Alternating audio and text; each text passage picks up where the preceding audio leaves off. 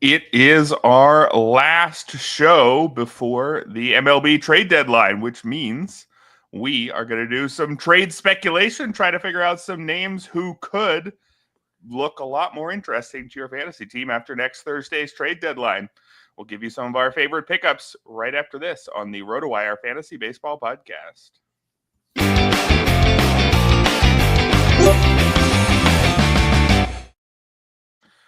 Good morning, everybody, and welcome to the Saturday edition of the RotoWire Fantasy Baseball Podcast. Erik Halterman here with Ryan Boyer for our final Fab show before the trade deadline. Ryan, we've got what looks like it could be a fairly interesting trade deadline after all. Some moves starting to trickle in over the last few days. You excited?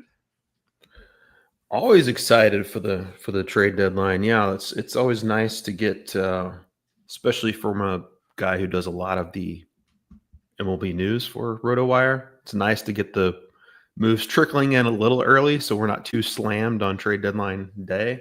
Oh, you're going to be slammed on deadline day anyway, though. That's a given, but maybe a little less so. We got a couple notable moves to discuss already. Yeah, if listeners are interested in keeping up with every single move, I've got a MLB trade deadline tracker article that's been going on, updating after every deal. So I'm prepared to be slammed on Wednesday and Thursday as well.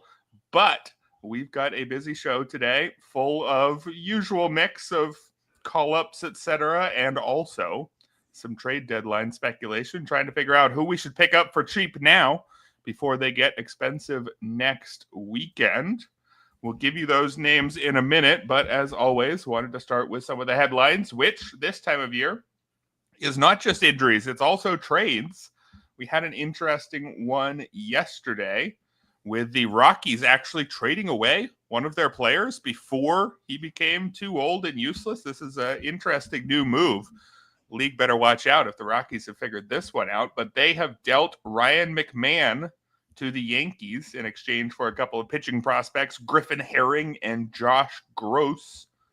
It's an interesting one because any hitter leaving Colorado sees a pretty massive downgrade to their park factors, but also any hitter leaving Colorado gets to hit alongside much better teammates. And hey, a lefty going to Yankee Stadium is not that bad of a place to go if you have to leave Coors Field, right?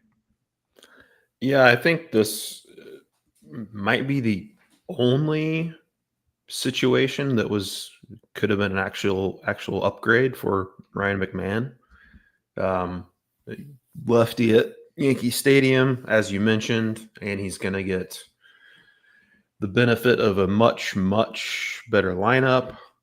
I mean, you never know how he's going to react thrown into a pennant race. He's obviously foreign to that, and along with all the stuff that comes from playing in New York. But on paper, I mean, I think it's a clear, maybe not clear when you're leaving Colorado, but I think it's an upgrade for Ryan McMahon.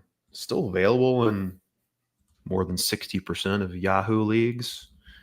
He's never been a very exciting fantasy option, but he's one of those guys that, like, before the end of the year is over, or by the end of the year, pretty valuable to have around usually because he plays a lot and he just kind of churns out numbers eventually, even though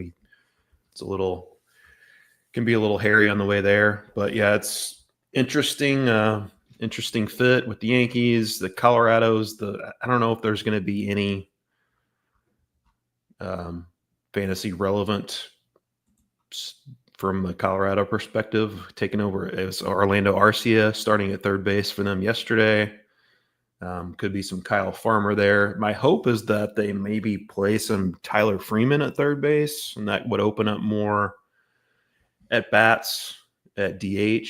Yankiel is with the Rockies now. He's at least somewhat interesting. He can get more bats in the outfield and at DH. But Freeman, while he came up as a infielder, it seems like the Rockies are pretty much viewing him only as an outfielder and DH right now. He's obviously going to be playing regardless, but it would open up some more playing time for others. But it is the Rockies, so I'm expecting to see a lot of Kyle Farmer and Orlando Arcia at the hot corner for them. Yeah, Freeman has made 4 starts at second base. He has played 2 innings at third, but he's been almost exclusively an outfielder, as you mentioned. But we'll keep an eye on who else could be getting that playing time in Colorado. Meanwhile, we do have some injury news to tackle. Marcelo Meyer hitting the IL with a wrist sprain yesterday. David Hamilton returning to the majors. Is he worth a look in Fab this weekend? Deep leagues, maybe.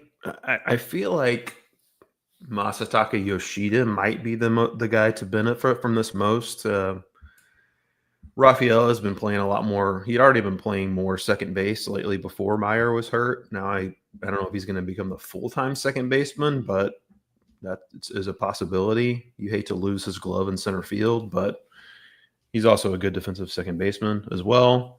And they have a bevy of outfielders. You can actually play Roman Anthony in the outfield instead of making him a 21-year-old DH. That opens up more at bats for Yoshida. Yoshida's really hasn't done anything yet. Not much of a surprise given the long layoff, given that he's coming back from shoulder surgery, but still a pretty good hitter. If this gives him more regular reps, I think he could be interesting. Unfortunately, still only util only eligible. I think he started 1 game in left field. Don't know how much more of that we can expect, but he could get in the lineup more regularly. And I think he's been hitting. He's hit 5th a few times, and I think they still like his bat, so he could become a little more relevant if he gets those regular reps. Yeah, Masataka Yoshida in 10 games, 0 homers, hitting just .235, but looks like he can blame a low BABIP partially for that. He's striking out just 14% of the time, which is Masataka Yoshida's main skill, so it seems like he still has that. We'll see what he can do with a bit more playing time here. One more headline to tackle, and that is not a transaction nor an injury. It is a 4-homer game for Nick Kurtz. Maybe should we say it's a 3 3/4 homer game, because one of them did come off a position player. I saw a lot of discussion last night about, where this ranks among the best games ever. The list of total 4-homer games in MLB history is very low. Most of them, I think, didn't end with one off of, Cooper Hummel. Not exactly the most imposing late inning reliever, but still, we should stick with the positive here. Nick Kurtz, an incredible game and an incredible season at this point, we have to say, seemingly moving ahead of Jacob Wilson pretty firmly in the AL Rookie of the Year race. 23 homers in just 66 games for Nick Kurtz, a 1060 OPS. Just how early are we going to be drafting Nick Kurtz next year? Yeah, it was almost the first ever 5-homer game too. He had a double that was right a few feet from clearing the wall.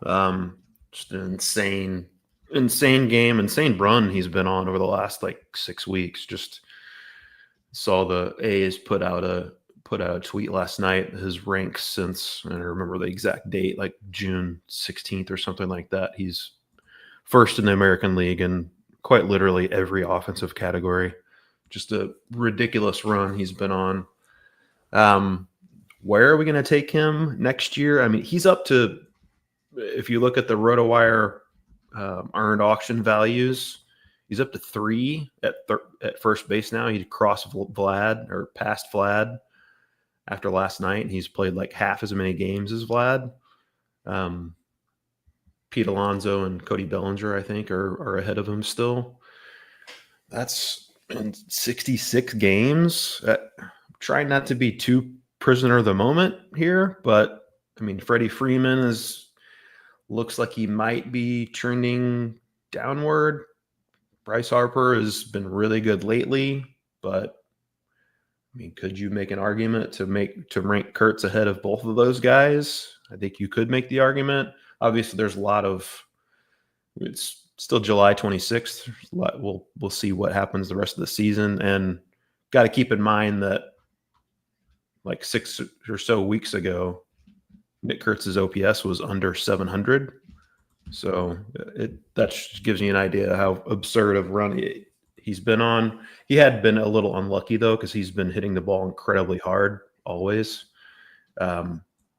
Still striking out a lot. You look at that StatCast page; it's a ton of red and a very the left slider is way down on the strikeout meter. But so it's not a perfect profile.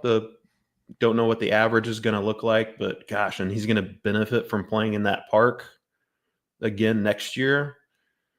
I don't know. Probably not taking him in the first couple rounds, maybe round 3. Probably, I'm guessing, I haven't done rankings for 2026 yet, but I'm guessing right now, if you're putting me on the spot, round 3, maybe like the third first baseman taken. But we'll see what happens over these next couple months. Obviously, the upside is the home run champ in baseball, and among first basemen, it would not shock me if he winds up being the first taken next year. I'll say that. Wow, yeah, that would be even ahead of Vlad Jr., who went in the late first round this year. Looking at some of the corner infielders who went in the third round of the NFBC main event this season, that would be Austin Riley, Freddie Freeman, Manny Machado, Matt Olson. Pete Alonso went in the early fourth with Rafael Devers right behind him. So that's the range we're looking at for Nick Kurtz next season. You mentioned the strikeouts, 31% on the year, even since he returned from that brief injury absence in early June, since when he's really taken off. Still a 29% strikeout rate over that stretch. So there is still, one negative in his game, but the positives are clearly overwhelming the negatives so far for Nick Kurtz. And I do think that we'll be drafting him very early next year. But it's time for us to move on to this year. This weekend in specific, we've got our priority fab ads for you right after this. And Ryan, your first name on the list, I believe, has already been mentioned in our chat this morning. Yeah, Matt Shaw. Is it time to be picking Matt Shaw back up? Just an absurd run he's been on since the All-Star break. 10 for 20, 3 home runs, a couple stolen bases in the first 7 games of the second half. Really has not been hitting the ball hard at all this season, but that's started to change a little bit. 3 of his 10 barrels have come since the All-Star break, up to 13 stolen bases on the season. Of course, he had 31 stolen bases in the minors last year, along with 21 home runs. We've heard the Cubs are going to be in the market for a third baseman. I don't know if they're going to go there or not. I mean, it's clear that pitching is their main priority, and I suspect they're going to want to use their trade assets on that. They could still get a short-term addition at third base, but maybe Matt Shaw is changing the calculus there with how good of a start he's been off to in the second half. The quality of contact still worries me. I mean, it's pretty dreadful so far. I know I've seen, I don't know, it was Pitcher List or someone was talking about all the tweaks he's made with his batting stance and stuff. He's definitely seems to be a tinkerer. Maybe he's figured something out over the All-Star break because he looks like a different player so far. His situation could definitely change a lot in the next week with the trade deadline coming up. But, I mean, we were pretty excited to be drafting Matt Shaw going into the season, and maybe he's just finally cashing in on that potential because he's got a lot of power and speed upside and part of a great lineup, even though he's been hitting 9th. Yeah, I still like Matt Shaw. I think I am definitely worried about how weak the contact has been, a 28% hard hit rate on the year. But you mentioned his 21 homers last year. This isn't somebody who's supposed to have bottom of the scale contact quality by any means. So if he's finally starting to show a little bit more there, he is just 23 years old. I am interested in Matt Shaw, worried that he's just going to lose his job to Eugenio Suarez or something like that in a few days. But I think that I could endorse a pickup anyway, just not for too many of your remaining resources because you might have to drop him if the Cubs do make a move. But I would agree with you. A pitching move makes a lot more sense for Chicago right now.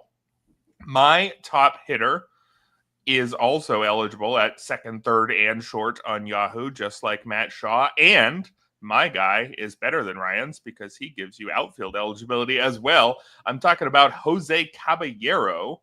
Did you know that Jose Caballero is yet again one of the best base stealers in the majors? You wouldn't necessarily know if you were just looking at the qualified hitters leaderboard because yet again, Jose Caballero is not on the qualified hitters leaderboard, but if you take that filter off and sort by stolen bases, he is second, one behind O'Neal Cruz. Actually, it's kind of funny. The top three in stolen bases contains only one qualified hitter, O'Neal Cruz, and then two Tampa Bay Rays, Caballero and Chandler Simpson, who we've talked plenty about this season. Simpson has 32 steals in 232 plate appearances. Caballero has one more steal in 31 more plate appearances. So it's not quite as much of a burner as Simpson, but not that far behind. Now, the difference between the two is Chandler Simpson hits for a high batting average because he strikes out less than 10% of the time. Meanwhile, Caballero hitting 226 because he strikes out nearly 30% of the time. Caballero just does not have a very good bat, and that's why he's not a full-time starter. However, Ha-Seong Kim hit the IL with a low back strain Friday. That comes after Brandon Lau hit the IL Tuesday with ankle and foot issues. So you remove two guys from the Tampa infield. Suddenly, Jose Caballero jumps into what I would assume is near everyday playing time. So you get a guy like him who already is one of the best base stealers in the league despite not playing enough to qualify. You make him an everyday player for a few weeks, and the amount of steals he could get you in just the next couple weeks could really change your fortunes. If you are in a situation where you've got a lot going on, but you need to climb some spots in speed, I would grab Jose Caballero now. Be aware that he's an actual one category guy. Chandler Simpson is more of a two category guy. But at least as long as Caballero is getting this regular playing time, you figure he'll help you out in runs decently as well. This is really, though, for those of you who need speed, go get Jose Caballero because for at least the next couple weeks, he's going to be an everyday player and he's going to run as much as anybody out there. Yeah, and proven that, he doesn't even necessarily need that everyday playing time to make a difference in the stolen base category. Right. Incredibly aggressive on the bases. He's simply not a good hitter, as you mentioned, but he runs virtually anytime he's on. And a guy who's a one category specialist, and is never ideal, but if you need those steals and he can play virtually any position, that's definitely handy to have. We mentioned Adrian Del Castillo on the deep league ads last week. I'm going to move him up to the priority ads this week because Josh Naylor has been traded. That path to regular playing time, at least against righties, has been cleared further. Del Castillo has started against all four right-handed pitchers the Diamondbacks have faced since he was been recalled. That bat that he's shown in the minors has carried over so far at the major league level. He slashed 320, 365, 505 with 4 home runs and 104 plate appearances so far at the major league level. Look back at those numbers at the minors. The AAA level, he's been a masher, 926 OPS, 32 home runs, 114 RBI. That's essentially a season's worth of games right there. Some incredible production. That is in the PCL and in Reno, which is very hitter friendly. And Del Castillo does strike out quite a bit, but I think that power is for real. Don't know if he's actually a catcher over the long haul, but might not matter because the bat could play at designated hitter. And Pavin Smith currently still out with an oblique issue, but now he can play first base when he comes back. Del Castillo can settle into that DH spot, and maybe he's going to get some action in behind the plate too because Gabriel Moreno's recovery is going slowly. It's going to be a while before we see him again. Del Castillo has not started at all against lefties. I don't see that changing, but everyday playing time against right-handed pitching for a guy that's got as much upside as the bat as he does, I think he needs to be rostered in all 2-catcher leagues. Yeah, I'm right there with you. I think the playing time should be down there, down the stretch for Adrian Del Castillo, especially because we assume Arizona's not done with their moves. They're already with the Josh Naylor deal. Seems like that's enough for Del Castillo to play regularly down the stretch. He can DH while Pavin Smith plays first base, but there's probably going to be even less competition a week from now. It's pointed out in the chat that long-term Del Castillo probably only DH eligible, not a good defender at catcher. This is certainly true, and we'll have to see if even next year he may not get enough appearances at catcher. I think at this point it's pretty unlikely that he does, but for the remainder of this season, if you need a catcher in a 2-catcher league, definitely go out and grab Del Castillo. Not quite sure he cracks the 1-catcher league yet, but a guy who does is Drake Baldwin. And now I was worried that we just talked about him last week, but I double-checked our rundown from last week, and the guy we talked about was his teammate, Sean Murphy. Now, the thing is, with Marcell Ozuna not playing and expected to be dealt, the plan, pretty explicitly, is for both of these catchers to play as often as they can, and it makes sense. They're both quite good, and that means Drake Baldwin, if he's playing nearly every day, I'm pretty sure Drake Baldwin is a 1-catcher guy in pretty much all formats. I am checking how far down the catcher rostership rankings he is on Yahoo, and he's something like 18%. He's less rostered than Victor Caratini, Carson Kelly, some guys who've been hot for times this year, but I think Drake Baldwin is a legitimately good hitter who should be, if I didn't have one of the top 7 or 8 catchers, I'd probably be dropping my guy for Drake Baldwin if he's going to be playing basically every day the rest of the year. I mean, look at how good his numbers have been so far this season, hitting 283 and 826 OPS. If you prefer it in WRC plus terms, 132. This is a guy who's striking out just 17% of the time. That's well above average contact ability, and it's a 12% barrel rate, a 51% hard hit rate. Drake Baldwin makes loud contact, and he makes a lot of it, and now he's playing pretty much every day. That is somebody who absolutely needs to be starting in a 1-catcher format. I'm not sure why he's all the way down in 18th in the rostership rankings here. I mean, would you take Drake Baldwin over Shea Langolier, Logan O'Hoppe, Austin Wells? Those are some of the guys right around 10th there, and I think I probably would. Yeah, I would too. I mean, if we're nitpicking, the only thing I would say is he hits the ball on the ground a lot, but everything else in his profile looks really good. Fellow Missouri State Bear alum, Drake Baldwin is. Gotta throw that out there. I'm going to go with a target a little more upside with my first couple picks, but going to go more high floor with my next recommendation. Spencer Horwitz, finally turning things around for the Pirates. He's got a 990 OPS, 1 home run, 7 RBI, and 4 runs scored since the All-Star break. 14 of his last 17 starts have been from the leadoff spot for the Pirates, and that's really probably where he profiles best because it's not a loud bat, but he's always gotten on base at a high clip. Career 343 OBP at the major league level. Look at AAA, he's gotten on base at a 429 clip. So that's his best skill set. There's not a whole lot else there. He's not going to run.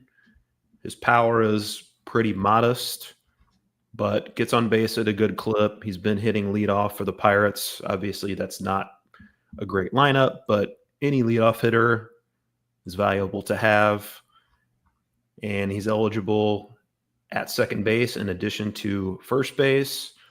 It's not an exciting play, but especially if you're looking for some help maybe in that run scored category, I think Spencer Horwitz is worth rostering as a corner infielder or middle infielder. Yeah, I like that positional flexibility. I like the contact ability with Spencer Horwitz. He's somebody that I drafted in some deeper leagues and have not gotten much from so far, but I'm certainly not out on him yet. Now that he's put that injury further behind him, we'll see what he could do down the stretch. My final priority hitter here is Luke Keyshaw, who is looking like he's nearly ready to return from a broken forearm. He has had a handful of rehab games already, and when he returns, I would expect Luke Keyshaw to have a pretty major role. He was looking like he was going to be an important piece for the Twins. Remember, this is somebody who was called up quite early in the year. He was going to be one of the more exciting rookies we talked about this season. It was April 18th that the Twins called up Keyshaw, and pretty quickly, because he's just 22 years old still and missed the end of last season recovering from Tommy John surgery. So the Twins didn't wait long before recalling him. They were using him regularly before he got hurt. Unfortunately, he only played 7 games, but in those 7 games, posted a 1065 OPS with more than twice as many walks as strikeouts. That plate discipline is Keyshaw's one of his main tools that he showed in the minors. Nearly as many walks as strikeouts the last couple seasons. Not huge power, but last year in 102 games, 15 homers, 23 steals. Vaguely Matt Shaw-ish here. So Luke Keyshaw set to return soon, showing promise. The Twins indicated that they really like him by calling him up again in mid-April as just a 22-year-old who had only played a handful of AAA games at that point, because last year actually he topped out at AA. So the Twins seem to like this guy. I would expect playing time could be even a little bit easier to find after the deadline, even though I can't necessarily point to one specific guy who will get out of Keyshaw's way. This is just a team that likes to mix and match, and if they shed a piece or two, that's fewer pieces to mix and match with, which should push Keyshaw further up the depth chart. So I would stash Keyshaw now and expect him to come back very soon and expect him to be pretty useful over the final 2 months. Yeah, I mean, I think Willie Castro and Harrison Bader could both be on the move. Those are 2 positions that he plays, and he got time at DH as well. And we mentioned how aggressive Jose Caballero has been on the bases, and Luke Keyshaw has been that way as well in his early cup of coffee this season. Moving on to pitching side, Charlie C mentioned Seranthony Dominguez earlier in the chat, and he's going to be my next recommendation. After Felix Bautista went down with that shoulder injury, first game back, Seranthony Dominguez got the highest leverage spot and against the middle of the Guardians batting order. Gregory Soto picked up that save, but now Gregory Soto has since been traded. So clearer path to saves, depending on how long Felix Bautista gets sidelined. And Seranthony Dominguez served in that closer role for the Baltimore down the stretch last season, picked up 10 saves following the trade deadline, 31% strikeout rate so far in 2025 for Seranthony Dominguez, also a 14% walk rate. Control is not a great asset for him. Added a new pitch this year with a splitter, and it's been awesome. 50.7% whiff rate with that splitter. That's to go along with his slider, which has always been a good pitch for him at a 55.6% whiff rate.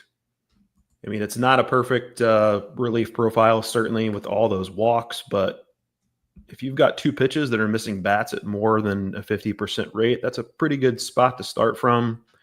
And, Tony Mansolino, the interim manager for the Orioles, has indicated that he doesn't plan to have a set closer, but I think it's pretty clear that Dominguez should be at the top of the heap there. And Baltimore, obviously, a disappointing season, but they're still good enough to where they could churn out a decent number of save chances down the stretch. So I like Seranthony Dominguez as a pickup if you are looking for those saves. Yeah, I think the only real point to make against Dominguez is that pretty reasonable chance he gets dealt in a couple days, and he's probably not going to be dealt into a closing situation. But I would agree he has the job now in the absence of Felix Bautista. So If you can afford to throw something at him now, hope he doesn't get dealt. And if he does, I guess he's the guy you're dropping for the next reliever. We'll mention a couple more names in just a second. I'm going to give you a starting pitcher, though, and it's a guy we talked about just a couple weeks ago. That's Joe Boyle. Looks like he is now back again in a starting role. Should mention that the Rays don't think have officially confirmed that he is, but they did send Taj Bradley down earlier in the week. Bradley has just not taken that step forward that he was supposed to this season, a 4.61 ERA through 21 starts.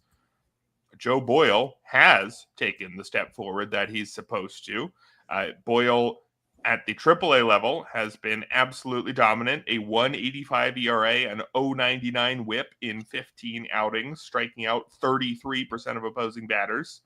Boyle has also been dominant in the majors in 5 appearances, covering 19 innings, only one of them technically a start, but most of them are effectively starts, follower appearances. In those 19 innings as a major leaguer for the Rays, Boyle has a 1.42 ERA and 0.63 whip.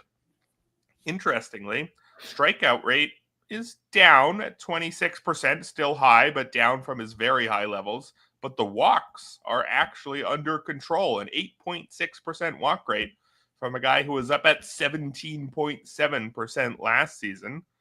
If Joe Boyle is down to merely below average control, Joe Boyle could be really good. He's a pitcher with stuff that's good enough that he doesn't need league average control. He just needs passable control. Looks like the Rays are helping Joe Boyle figure that out. I would love to hear officially that he's back in the rotation in place of Taj Bradley, but I don't see how he wouldn't be. And if that's the case, Joe Boyle could really help you out in strikeouts down the stretch.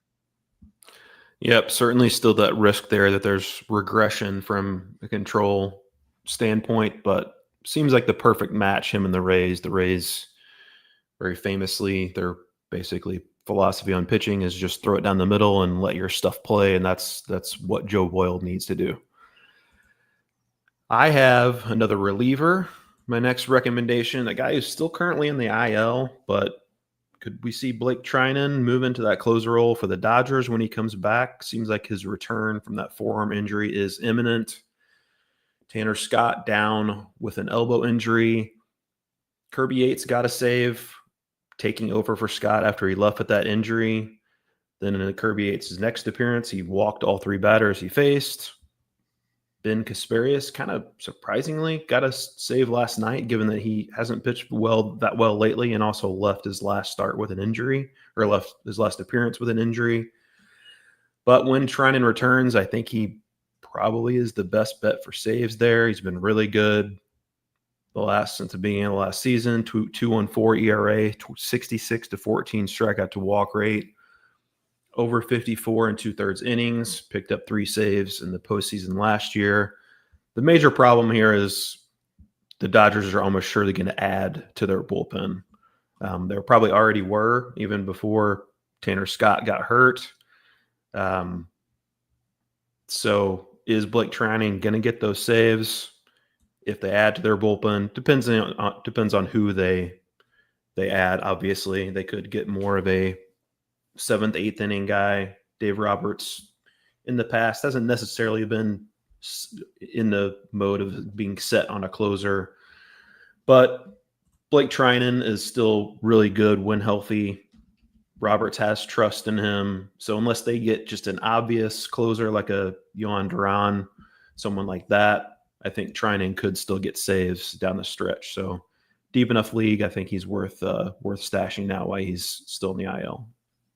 Yeah, we had a couple comments in the chat here. One suggesting the Dodgers are going to trade for somebody who will fill the stopper role. Another suggesting the Dodgers might go after an established closer. Well, if it's an established closer, then yeah, okay. Maybe none of the other relievers will be worth picking up. But if it's just another late inning weapon, the Dodgers should create enough save chances that Trinan is still interesting. Would you take Trinan over, say, Kirby Yates in leagues where Kirby Yates is still out there? I would, yeah. Yates has been a little volatile this season. I trust the performance a little more with Trinan. I think, especially the history with Dave Roberts, I think he would place a little more trust in Trinan. All right, fair enough. For our final priority ad, I'm going to go with like 3 guys, if not more. I'm going to call this post-deadline save speculation quarter. I'm going to try to come up with a little list, a priority list of how we would rank some guys who are currently setup men who could become closers in 4 days, 5 days, whatever it may be. The problem with this game is, as we know, when teams decide to sell, they like to sell a lot of relievers because relievers can expire quickly and they're very useful to teams that know they're going to be in the hunt 2 months from now. And so if you're at the point where you're going to trade your closer, you pretty often are at the point where you're going to trade your setup man. But there's a few situations where I think I would say the closer is significantly more likely to go than the setup man. I think maybe number 1 could be the Angels. Kenley Jansen strikes me as significantly more likely to get dealt than Reed Detmers. Reed Detmers, somebody who actually, if you look at his season-long numbers, they still aren't great, but that's because it took him a month, 6 weeks or so to settle into that reliever role. Once he's been in it, he's looked excellent. I think Reed Detmers, there are some rumors that he could be dealt, but he's under team control through 2028. If I'm the Angels, I'm dealing Jansen. I'm keeping Detmers. I think Lucas Erceg in Kansas City is another one who stands out to me. I think Carlos Estevez is more likely to get dealt than Lucas Erceg. Certainly, the Royals could flip Erceg as well, but they have him under team control for several more seasons. And then the final one I would say is Cade Smith behind Emmanuel Clase in Cleveland. Clase is what? I think he's got a year and a half left on his deal. So it would make some sense to move him now. Whereas, Clase club options in 2028 as well. So a little bit more time there. But there has been plenty of talk that Clase could be dealt. And with that team control, the Guardians could get quite a lot for him. Cade Smith, meanwhile, not even arbitration eligible for another 2 seasons. I don't think the Guardians would try to cash in on him now. Maybe they could try to move him for a huge haul while he comes with this much team control. But if I'm the Guardians, the way they tend to operate, I think I'm trying to get a ton for Clase in the next few days while viewing Cade Smith as my lockdown closer for the next 3-4 years. So for me, the top 3 guys who I think won't get dealt while I think their closer ahead of them will be dealt are Reed Detmers, Lucas Erceg, and Cade Smith. I'm not totally sure about the order there. Ryan, do you have a preference among those 3, or do you have somebody else that you'd throw in as being nearly as likely? I mean, there's several teams. We've got, say, Phil Maton as a suggestion here, but I'd be worried that he would be dealt. That's the game I'm trying to play here, is trying to figure out which situations have an obvious next man up and that obvious next man up isn't being sold.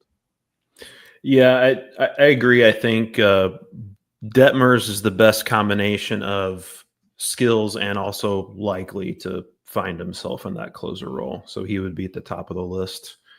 For me, I'd probably put Erceg second. Erceg has been good from a run prevention perspective this year. The strikeouts are oddly way down. Not really sure what's going on there, but I think he's still pretty good. Probably less likely that Estevez is traded.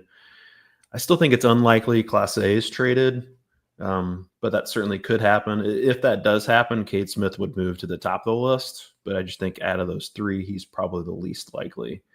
And with the Maton thing, I agree that, I mean, I think Maton is probably just as likely, if not maybe even a little more, given how cheap he is and fewer assets it will take to acquire him to be moved, as long with Ryan Helsley. So I will mention another Cardinals reliever in the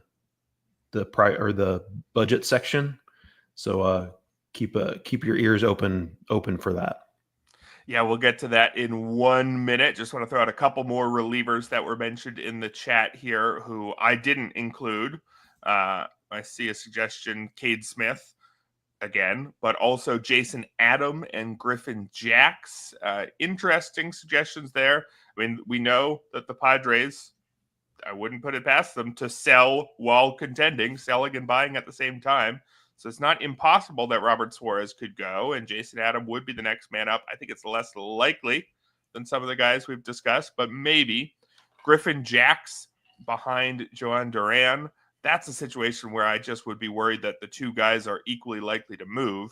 Doesn't mean that I would not put Jacks on my waterfall if I was trying to pick up 4 or 5 different potential relievers. Jacks might get on the bottom of that list, but I think the names that we've been talking about are names where I think the setup guy is significantly more likely to stay than the closer. And with Jackson Duran, I just think it's really close to equal which one of those gets dealt, if any. Yep, I agree. It's tough to predict which of those two is going to be traded, if either one is, and predicting what AJ Preller is going to do is a fool's errand. We just have no idea. We have seen some smoke about Robert Suarez being traded. It would make some sense. He's probably going to be a free agent after this season. I think his player option is pretty on the low end. I think he could get another significant multi-year deal. So maybe he is traded. But Jason Adam, I mean, it's possible he could get traded too. We just don't know what AJ Preller is going to do. So love the skills with Adam, but it's a mystery what Preller might do before the deadline. Yeah, I saw a question in here about Kenley Jansen having a no trade clause. I don't believe I've seen anything to that effect. I have seen reports saying that he doesn't want to get traded. And I'm pretty sure that if he had a no trade clause, those reports would have a different tone to them. They would be saying he will not be traded because he has a no trade clause, similar to the Byron Buxton rumors from a couple weeks ago. I'm pretty sure those stories wouldn't be out there if it were possible for Jansen to get dealt. We are going to move on to our Deep League players right after these messages from our sponsors. First up, the NFFC. The NFFC RotoWire Fantasy Football Online Championship is live. Play fantasy football against your favorite RotoWire experts on NFFC this football season. Jeff Erickson, Nick Whalen, and more will compete in the RotoWire NFFC Online Championship for a shot at $250,000. Sign up for a draft today at rotowire.com/high stakes. That's rotowire.com/high stakes. We're also brought to you by Home Run Forecast. Can the weather really help a baseball travel further? Turns out, yes. The air can affect how far a baseball carries by up to 20%. Home Run Forecast uses real-time weather data to rate each game's conditions for ball flight, assigning every matchup a 1 to 10 score based on how home run friendly the air is. On the premium site, you'll get game-by-game, hour-by-hour index values, 24-hour forecast, wind direction, roof status, and more, all for less than $6 a month. Check it out at homerunforecast.com and gain a weather edge before first pitch. Welcome back, everybody, to the Saturday Fab edition of the RotoWire Fantasy Baseball Podcast. Erik Halterman and Ryan Boyer here. Moving on to our Deep League ads, starting with the pitchers. Ryan, you got an interesting one first on the list. Who is it? Yeah, I got a bunch of more relievers in this section for you guys, and John Gray, yes, returning as a reliever for the Rangers. Went 2 scoreless innings Wednesday in his first appearance back from the IL. Entered in the 6th inning in that game. Stayed on until the 8th inning with those 2 scoreless frames. He's been really, really good when used in the bullpen role between the regular season and postseason. Only 15 innings, but has given up just 2 runs, 18 strikeouts. Stuff has really played up, unsurprisingly, in a bullpen role for Gray. I like Robert Garcia quite a bit, and he's been pitching well of late. It's also possible the Rangers still in contention that they add a bullpen piece.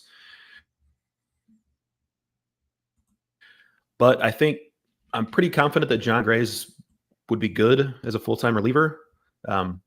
They might keep him in like a multi-inning kind of bridge to the back end because he is stretched out enough to fill that role, kind of what he did in that first appearance back off the IL. But I also think there's a chance he could wind up at the back end of that bullpen if he looks good enough in that potential role. So in your deeper formats, I like him as a stash. Yeah, I'm very intrigued to see what they do with John Gray. My next guy up is two guys. It's choose your own Carson on the San Francisco Giants. The Giants have really dealt a blow to their starting pitching depth. They obviously dealt away Kyle Harrison and Jordan Hicks, who may have already been moved to the pen in the Rafael Devers deal. And then just this past week, they sent Hayden Birdsong down, and they lost Landon Roop for what could be just a minimum IL stay. That's what our latest note on him says, that the Giants are optimistic that he won't be out long, but he is dealing with an elbow issue, elbow inflammation, no structural damage, but going to miss at least a couple starts. That means the Giants currently have 3 healthy starters on their depth chart. Now, I don't know if you've been paying attention, Ryan, but teams tend to have 5. 3 is not quite enough in the modern era of baseball. So Carson Seymour was called up earlier in the week, actually pitched out of the pen, but is a starter, could get the opportunity to start again soon. Also, Carson Whisenhunt is one of the Giants' top prospects, and there has been no indication he's been called up or is about to be called up. But I would be not surprised at all if the Giants do look his way, given, again, just 3 starters. They need 2 guys. And so if we do get an indication that Whisenhunt is getting the call, he is not an elite prospect, but he's on James Anderson's top 400 in the low 300s. Whisenhunt has not struck out as many batters this year, unfortunately. In previous seasons, he had a high strikeout rate, around 28% last year. It's down to 21 this year, but he's also shown way better control, cutting his walk rate from 11% to 7%. Intrigued enough by Carson Whisenhunt if he gets the call. Carson Seymour, less exciting, I would say, but a youngest pitcher who was not a complete non-prospect either.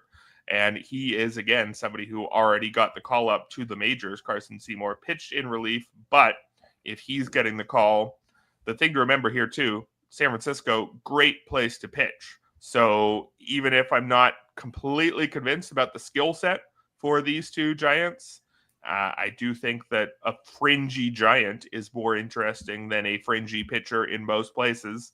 And we've got a couple of Carsons who could be that fringy Giant in the Giants rotation going next week. So would you pick up either or both of them? Obviously waiting to see the actual call for Whisenhunt.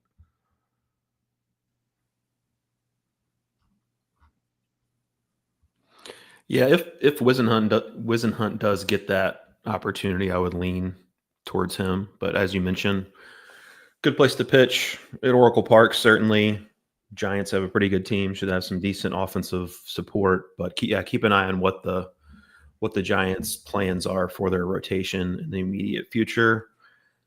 David Robertson has been mentioned in the chat while we're talking all these relievers, and he is my next recommendation. Signed last weekend, agreed to that optional assignment so he can kind of knock some rust off in the minors. Fully expected to be activated on August 5th when first eligible. Robertson's 40 years old now, but still very effective. Had a 3 ERA, 33.4% strikeout rate last year with the Rangers. That was his highest since 2017. Phillies, of course, have been using a committee at closer this season, especially with Jose Alvarado out with that PED suspension. I'm not at all confident that Robertson will slide right into that closer role, nor am I super confident that the Phillies won't add another reliever. That's why I have him more in the budget section and the priority ads. But as Uncle Ted has mentioned in the chat, they paid him a lot of money. Good job on David Robertson, who's one of the few players who represents himself, doesn't have an agent. He negotiated a pretty good deal for himself. Don't know what role he's going to be used in. What is he going to look like after such a long layoff? We don't know for sure. Keep an eye on what his numbers are in the minors.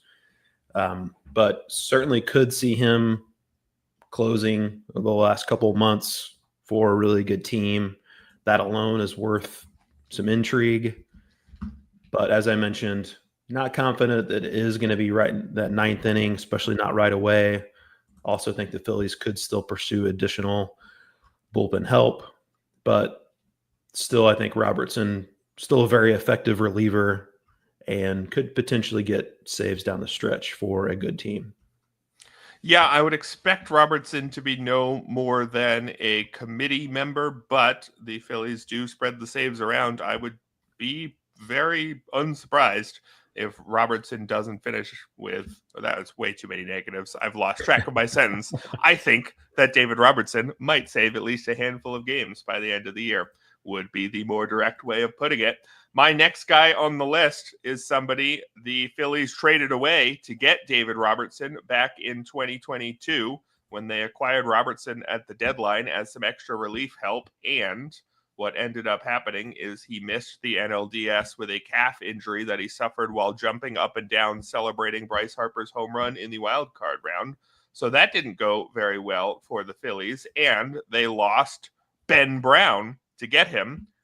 Ben Brown is somebody I've been in on all year, and I couldn't not mention him now that he's back up this season. I should probably not pick him up because if I do, I'm going to include him in my lineup and he's going to blow up all my ratios like he did for most of the early part of this season.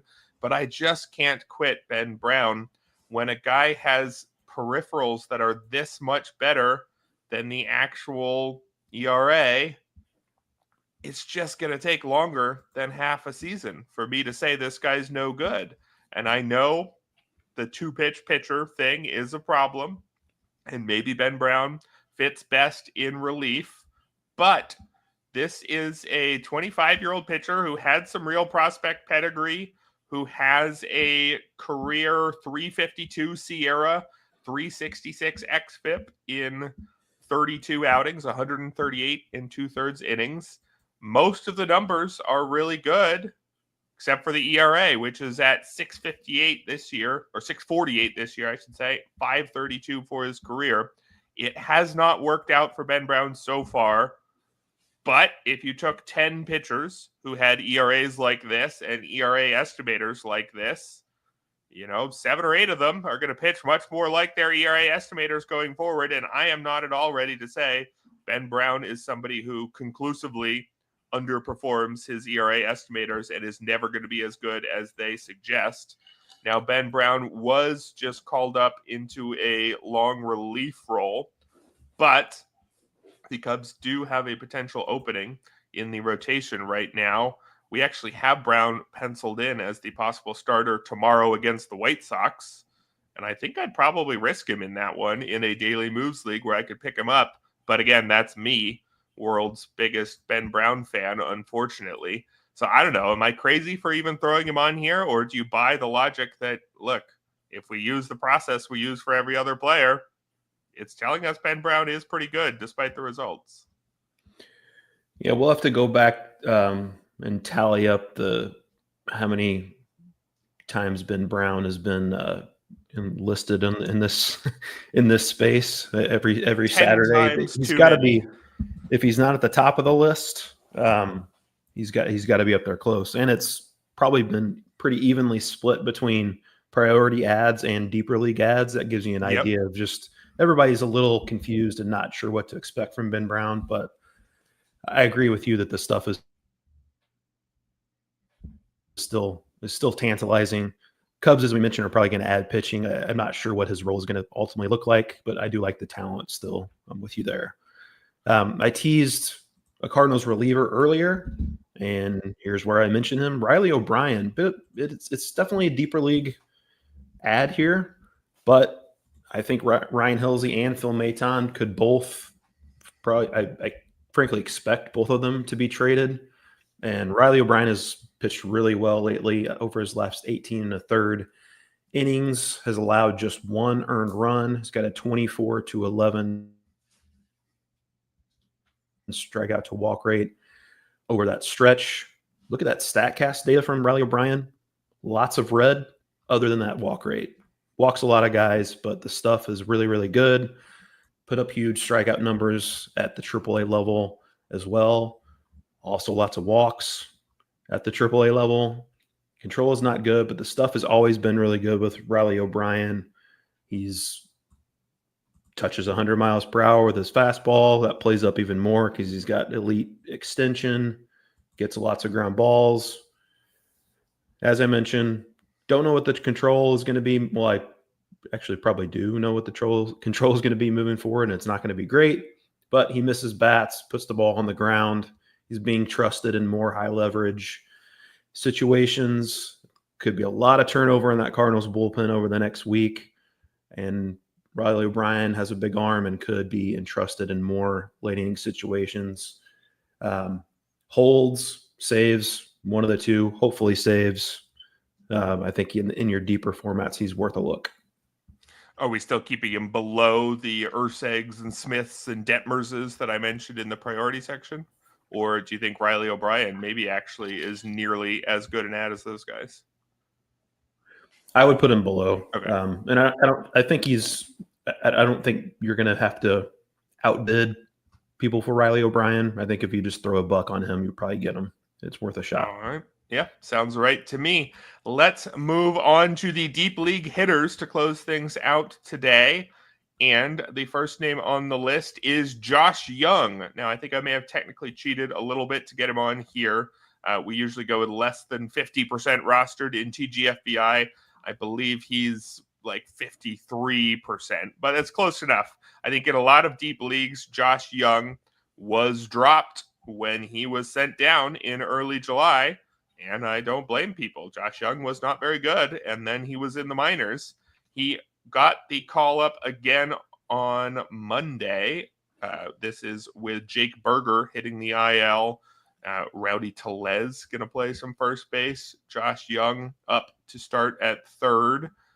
And Josh Young, remember, we did like him a few years ago, and then he just kept getting hurt and hurt and hurt for several years. I'm worried that he's just not going to be the player he was supposed to be, but this is the guy who was an 8th overall pick back in 2019. Theoretically, there's a lot of talent in here. If I really believed in that talent, I would have included him in the priority ads because this is a player getting another chance who's supposed to be pretty good. I think he's down in this section for a reason. Just hasn't really shown the ability to get on base in particular. It's a .299 career on base percentage and just not really enough power to make up for it. But for those deeper leagues, if the regular playing time is there for Josh Young, you could do a lot worse than a guy who was supposed to be pretty good and was at least an above average hitter the last 2 years. Even this year, when things are bad, they're not that bad. 25% strikeout rate is worse than average, but it's not a major problem. A 43% hard hit rate is a little bit above average. The two don't quite add up to a good enough hitter, but they don't add up to a useless hitter either. So I think Josh Young with regular playing time, maybe he gets hot and shows that player he's supposed to be, in which case he's quite a key ad in leagues where he was dropped. I think that's unlikely, but I do think that it's pretty likely Josh Young does enough in regular playing time to help you out in deeper formats. I've got Colby Thomas as my next recommendation. Denzel Clark, unfortunately, on the IL with a adductor strain. Still don't know how long Clark is going to be sidelined, but it's a grade 2 strain, so that's almost surely going to be longer than a minimum stint on the IL. Colby Thomas has started only 2 of 4 games since being recalled, so I don't know for sure what the playing time is going to look like. But this is a real prospect. 94 OPS, 18 home runs, 7 steals at the AAA level in 2025. He had a 31-15 season at AA and AAA last season. It's been really bad at the major league level so far. 2 for 18, 11 strikeouts, and no walks. So looks like he might not be quite ready for the spotlight in the majors, but legitimate prospect playing in a very hitter-friendly park. Could get an opportunity with Denzel Clark on the shelf, at least for the next few weeks. I think that alone is worth picking back up in deeper formats, even if we're not sure that he's ready to succeed at the big league level just yet. All right, sounds good to me. I've got another third baseman up next, and that is Otto Kemp of the Phillies. Got a little bit of hype when he was called up a couple months ago because he really crushed it at the AAA level. But he was a 25-year-old at the AAA level, and he was striking out 25% of the time, which isn't a problem, but tends to indicate that he's going to have a strikeout problem at the big league level. That's been the case. Otto Kemp in 33 games is a below average hitter, 91 WRC plus. He makes hard contact, an 11% barrel rate, but not quite hard enough to offset a 28% strikeout rate. Whole picture doesn't really look like somebody who should be starting every day for a good team, and he wouldn't be when everybody's healthy, but they're not healthy right now. Alec Boehm just hit the IL last Saturday with a broken left rib, something that should keep him out for at least a few more weeks. Otto Kemp has been the near everyday third baseman in his absence. I believe there's at least one start for Edmundo Sosa, but this is clearly Kemp's job, filling in for Boehm. And I think with more regular playing time, you could see Kemp being even closer to a league average hitter. I don't think there's a special bat here. I think there's some power and below average contact. And again, the whole thing doesn't add up to a big league regular, but it adds up to somebody who could be a capable deputy for at least the next 2-3 weeks, filling in as part of a good lineup in a good hitter's park. I think you can go get Otto Kemp to help you out just a bit for the next 2-3 weeks. Uncle Ted, read my mind for my last recommendation here. Joey Loperfido missed 3 games with an illness after being called up, but if you don't include those, otherwise he has started 10 of 12 since being recalled from AAA Buffalo. That includes all 8 of the righties they've gone up against, the Blue Jays. And as Uncle Ted mentioned, he's been hot in those 13 games, 955 OPS, a couple home runs, 7 RBI, stole a base last night as well. We were pretty excited about Joey Loperfido before. Go back to 2024, he had a 933 OPS at the AAA level. 2023, he had 25 home runs and 27 stolen bases. That's a very fantasy-friendly skill set if he can make enough contact. Don't know if that's going to happen. Probably not going to play against any lefties. But there are definitely some fantasy-friendly skills there. Dalton Varsho is projected to be back early next week. Still could be some path to regular at-bats for Loperfido against righties. They could. Nathan Lucas has tailed off a little bit of late. There's also potential to be used in the DH spot. So if he keeps hitting, I think Loperfido could still find his way in the lineup against righties. And obviously that's a lineup you want to be a part of, you want a little piece of right now because the Blue Jays are hot. And could you get you some home runs, some stolen bases? Definitely not a stable skill set with Loperfido, but there's some fantasy upside there, definitely. Yeah, looks like a guy who could be better in fantasy than in real life. So if any of you are working for an MLB front office, maybe don't go acquire him. But if you're working for a fantasy team's front office, sounds good to me. I will wrap things up with a 28-year-old with 0 career MLB hits. Got to end on a strong note here. That is Tristan English of the Arizona Diamondbacks. Looks like probably just a quad A guy, but he is getting some playing time right now. He just started at first base the first game after Josh Naylor was dealt. Remember, we talked at the start about Adrian Del Castillo, how he's one of the main beneficiaries of the Josh Naylor deal. Well, eventually, Pavin Smith will come back from the IL, presumably start at first base. But Arizona is not done dealing. I think we're pretty sure that Eugenio Suarez is going to go. Eventually, Jordan Lawler should take that spot, but he's been out with an injury. Tristan English is the guy who's getting the call now, and if the Diamondbacks trade enough pieces, we could see a decent amount of playing time for him the rest of the way. English is just a quad A slugger type of guy, plays all 4 corner positions in the minors, probably should be a first baseman, but for a team that's already decided they're out of it, could they work him in left or right or third base every now and then? Probably. Check out his numbers at the AAA level, though, this season, slashing 341, 390, 566. striking out just 14% of the time. Again, this is as a 28-year-old at AAA, so don't get overly excited about Tristan English. But if you're looking for, a Joey Meneses type late bloomer who makes a decent amount of contact and can do something for a few months, maybe a year and a half or so, looks like Tristan English is getting some opportunities, and there might be at least something there. But that's going to do it for today's show, Ryan. Next week, we're going to have actual trades to figure out the actual fallout from, and we won't have to just be speculating, but hopefully at least a couple of our speculated names turn into quite useful and quite affordable pickups this weekend. Thank you to everyone who has been joining us in chat today. We had a nice busy group, even in the early morning here. Well, maybe it's not that early for most of you. It's now 11 a.m. on the East Coast. But that's going to do it for today's show. We'll be back next weekend, and the RotoWire Fantasy Baseball podcast will be back tomorrow with Jeff and Scott talking about who they picked up. Oh, I should mention, too, next Thursday is the trade deadline, and we're going to do something fun here on the RotoWire Fantasy Baseball podcast. We're going to do a trade deadline roundtable rather than getting a guest from outside RotoWire like I usually do on Thursday. I asked all of our regular podcast hosts to join me, and we're going to get a good handful.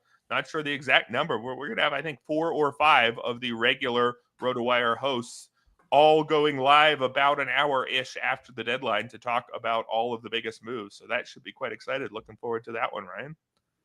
Yeah, me too. That's going to be fun. And wanted to throw this in here real quick. PJ, speaking of active chat, I did look on Twitter, and that is definitely accurate. Aaron Boone said that Judge had trouble throwing the ball last night, so that's not great. So keep an eye on that. Nothing actionable here yet, but obviously that's potentially huge news. But yeah, looking forward to the stream next Thursday with all the trade deadline reactions. Yeah, yikes! What big news to end that one on. Hopefully, no absence for Aaron Judge, but maybe time to go check out some Cal Raleigh MVP tickets. We're going to go for today's show, but we'll be back tomorrow here on the RotoWire Fantasy Baseball Podcast.